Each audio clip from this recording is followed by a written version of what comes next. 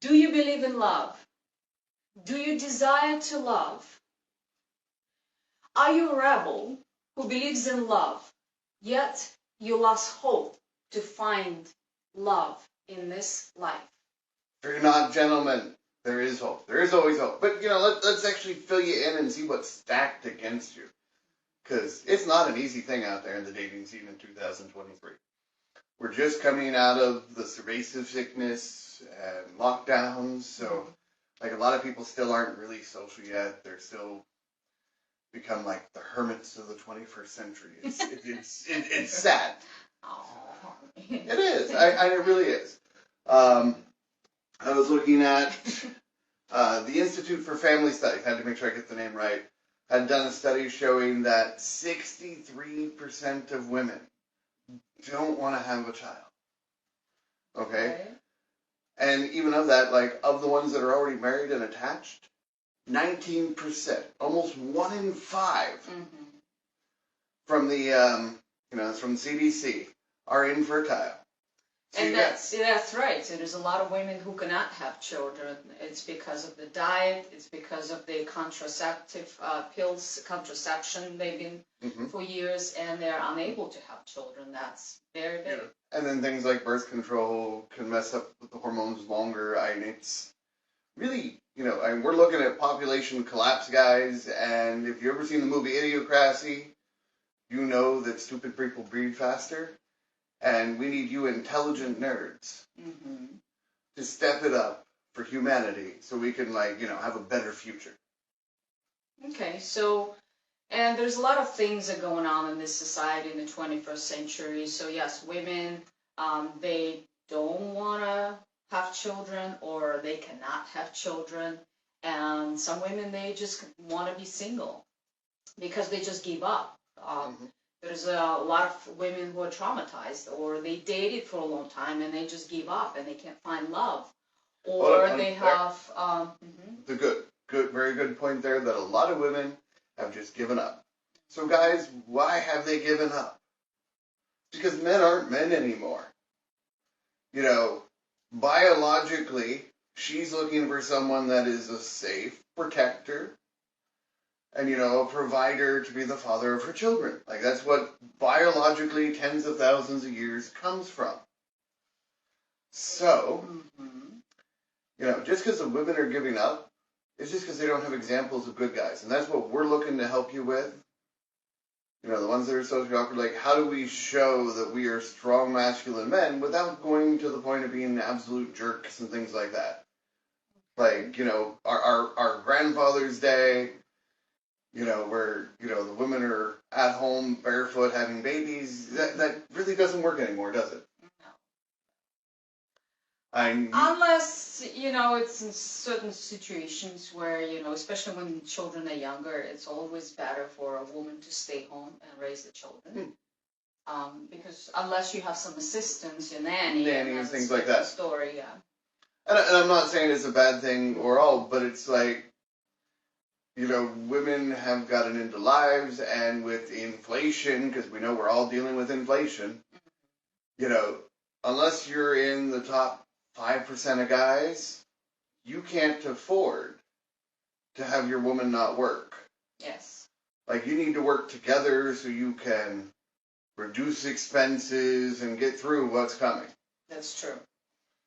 And also, so just you talked about the dating scene, how guys becoming, not all of them, but some guys becoming more like feminine, I guess, and women become masculine more. So it's like interplay of that masculinity and femininity, and both genders have both of those. And so, for instance, when Jedi acts more masculine, I have a tendency to act more feminine, and it depends on the situation. So it's always like ebb and flow.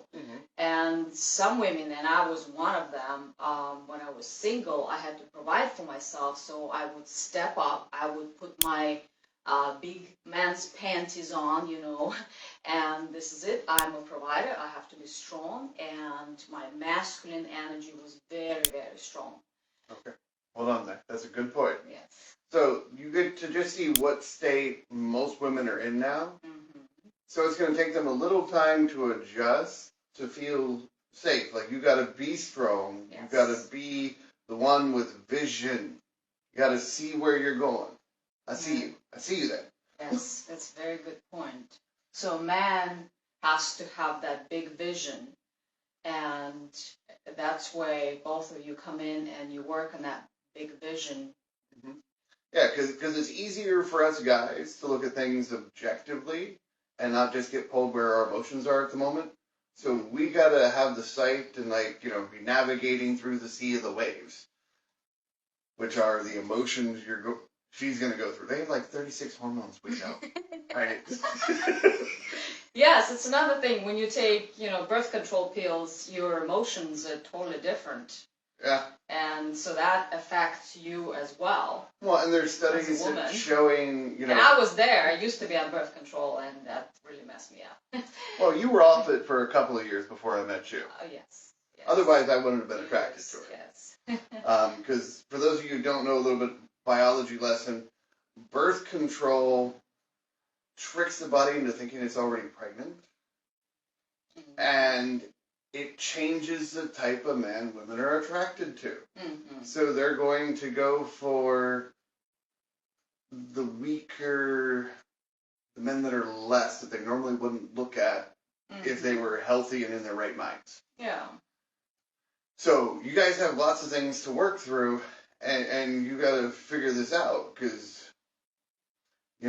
we can still be the masculine, you're still going to draw them in, but you got to learn all these little nuances, like the U.S. Census Bureau.